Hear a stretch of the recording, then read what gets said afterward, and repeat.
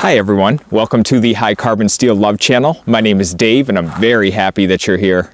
I have a few videos on the classic Mora HighQ Robust, which is an outstanding knife, but they're getting more and more difficult to find. I believe Mora might have discontinued these. I've gotten a few questions on where can someone locate one of these, being that they are getting tough to find. Well, I want to talk to you a little bit today about the Mora HD Companion, the heavy duty, how this measures up to the classic HighQ Robust, and why this may be your answer if you can't find this. All of the measurements come out the same on each knife. Both knives have an overall length of 8 7/8 inches. The blade length for each knife is right about 4 inches. The blade width on each knife is 3/4 of an inch, and the height of the bevel is about 1/4 of an inch. They're both made of high carbon steel. It is my understanding that it's not 1095 high carbon steel, but it is very close.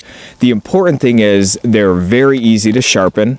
You do have to look after them because they will rust if you do not. You can strike each of these with a piece of flint, a piece of chert, whatever, and you will get the sparks that you're looking for.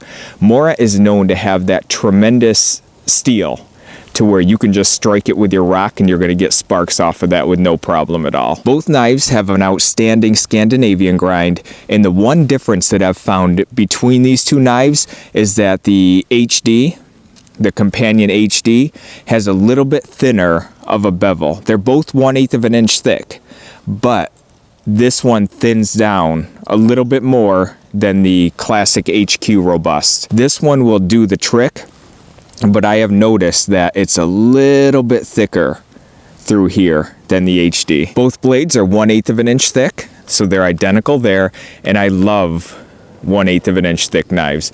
The ability to do a little bit heavier duty work as well as not sacrificing too much to do your fine carving. Most of you may know that the majority of Mora knives do not come with a squared off sharpened spine. What I do is I always take my my mill file, my mill bastard file, to the spines and sharpen them up. It doesn't take much time and it's very easy to do.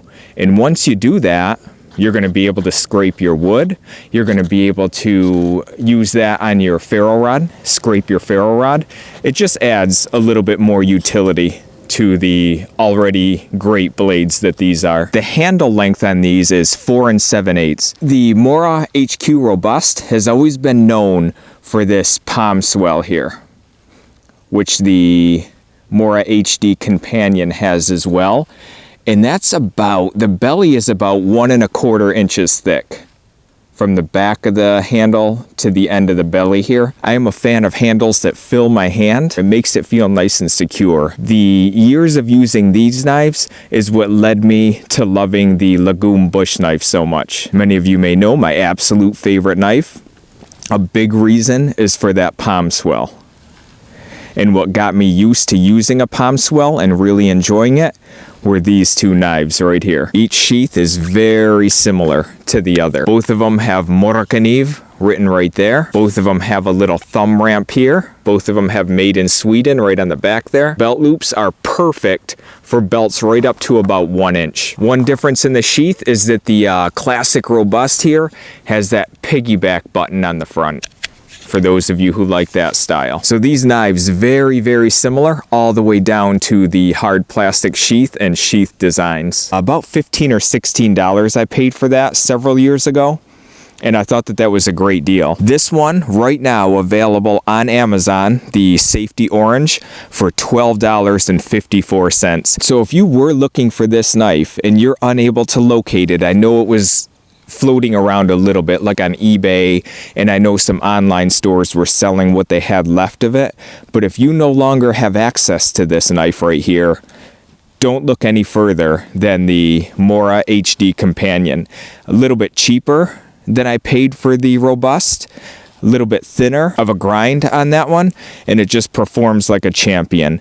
Outside of those variables, everything is exactly the same between the two. If you are not a subscriber to my channel, it's very easy to subscribe. You can either hover over my little avatar down here in the corner, you can click the red subscribe button underneath of this video, or in the description box I will leave a link that will allow you to subscribe as well. If you have any thoughts or any questions, leave those down below. And finally, in the description box, not only will you find links to the gear mentioned in this video, but you'll also find my social media links. Join me at any of those other platforms and it'll be great to see you over there too. I hope I was able to give you a nice clear comparison between two outstanding knives.